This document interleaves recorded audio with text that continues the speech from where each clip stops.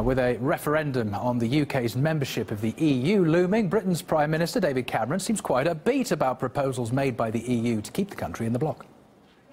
We've had a series of discussions and negotiations, and today the European Council has issued a whole set of documents about the things that should change in Europe, addressing these British issues that we've put on the table. Right, well, let's have a look at what the UK wanted. First, Britain asked for restrictions to welfare payments for EU migrants, and it wants to be exempt from an ever closer union, meaning it should have more power to block EU legislation. Britain also demands more economic governance across the bloc and for protection for countries that don't use the euro currency.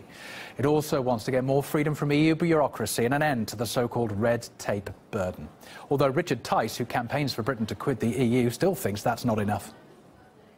If you ask for very little, you're going to end up with very little. If you want to start there to end up there, you don't start down there. And that's what he's done. He's asking for nothing and he's getting nothing. And the truth is, the concern of the British people is how do we regain our own sovereignty? And he hasn't dealt with that in any shape or form.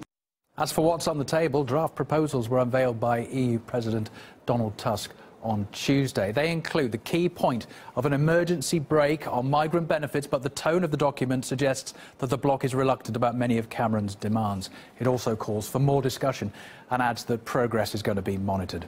Richard Tice again thinks that David Cameron is far from achieving what he promised the British people.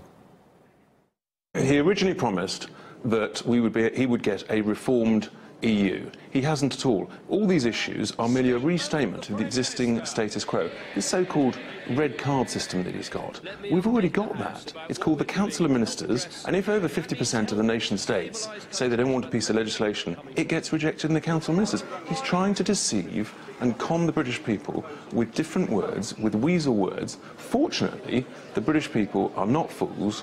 They can see it for what it is, and they will vote to leave whenever it is. But, you know, I think the British people know what they want.